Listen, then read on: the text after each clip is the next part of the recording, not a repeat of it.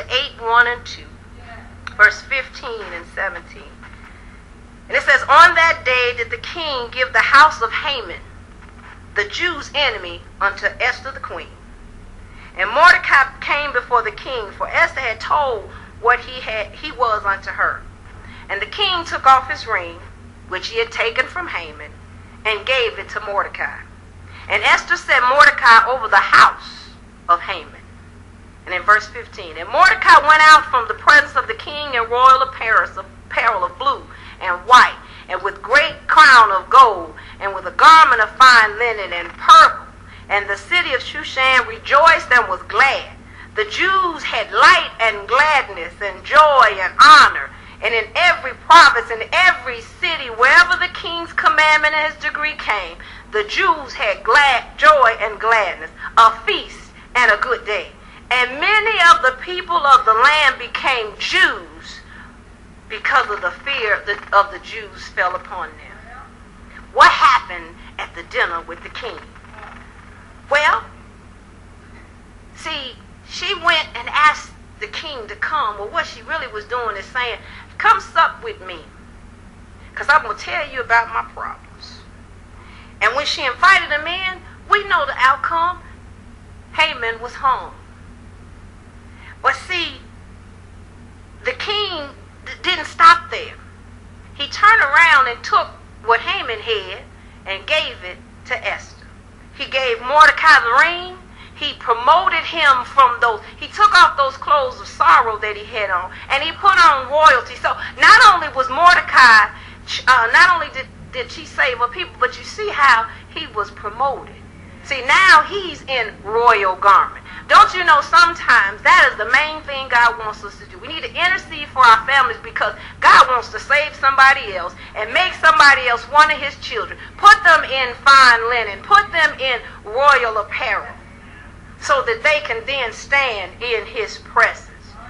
See, I don't want us to miss something important about this story. When Esther went to the king after Haman was killed, she went and got on her knees and begged him to remove the decree off the head of her people. He didn't do it. He passed a new law.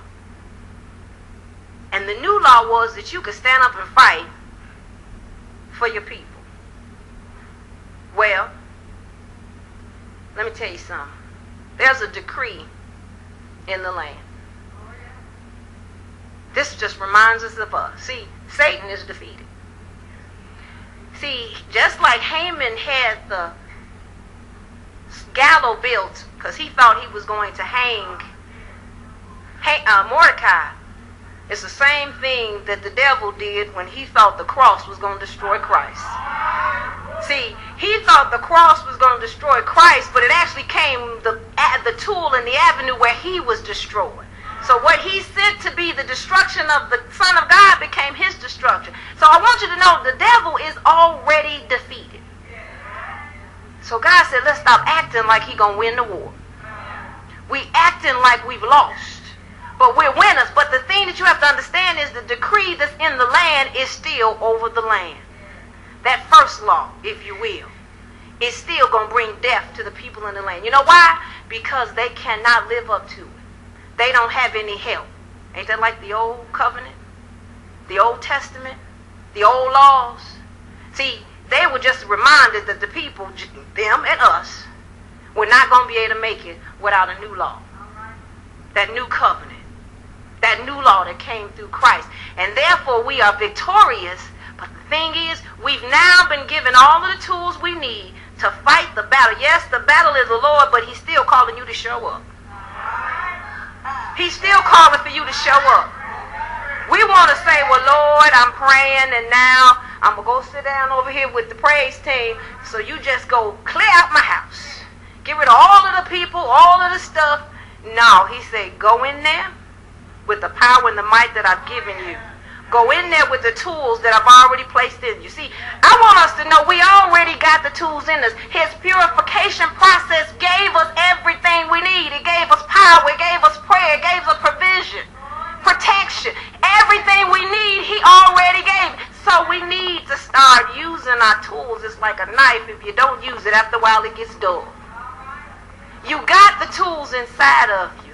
You just need to use them. But see, what I like about Esther, is this. She went before the king on the second time. And she could have said, well, I'm the queen and I should just be able to go in and I should just be able to tell him what I want to do. But it says she went and she got on her knees. And I could see her just at his feet saying, Lord, oh great king, if it please you, please save my people. How many of us are willing to get on our knees, get on our face, and ask the Lord to save our people? To save our people. Your people, your family. Your people that you sit next to in church. I'm just going to tell you, I'm sick and tired of church as usual. I'm sick and tired of folks busy trying to figure out if I got the proper length skirt, if too much of my knees showing, and they're not worried if my soul is sick. They're not worried if I need some help. They looking at this, and they missing this. See, our people are dying because we've gotten dressed in our royal clothes, and we thinking too high of ourselves. We think we royalty for real. We walking around looking at folks, rolling our eyes like, who you think you are? Girl, I look good. Why you looking at me?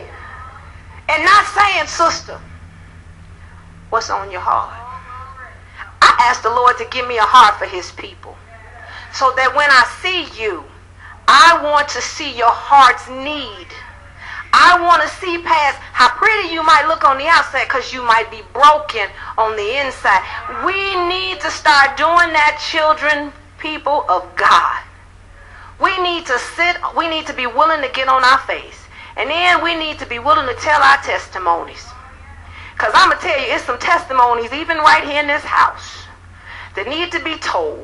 Because there's some young women right now that are dying in their situation because you're refusing to tell them how you got over, how God saved your marriage, how God helped your people. Because you're refusing to do it, it's some women dying. Because you've gotten comfortable being in the walls. Well, see, I would tell on myself, and I don't care. And you can look at me crazy, that's fine, I don't care. Because I'm going to tell you, see, I understand Esther. Because I had to become Esther on behalf of my people called the Williams family. See, I had to be willing to say, Lord, tell me what to do. The enemy has a decree on my family. He's trying to destroy my marriage, which will destroy my kids, which will destroy my life. What can I do? What can I do? And I did like Esther. I went before my king. And I got down on my face. And I said, Jesus, Lord, if you don't help me, if you don't do something, my family will die. Lord, I don't care if don't nobody understand. I'm coming and I'm going to cry and weep at your feet until you change it. Until you do something. Because see, I'll invite you to dinner like Esther did to the king, because we're going to sup together.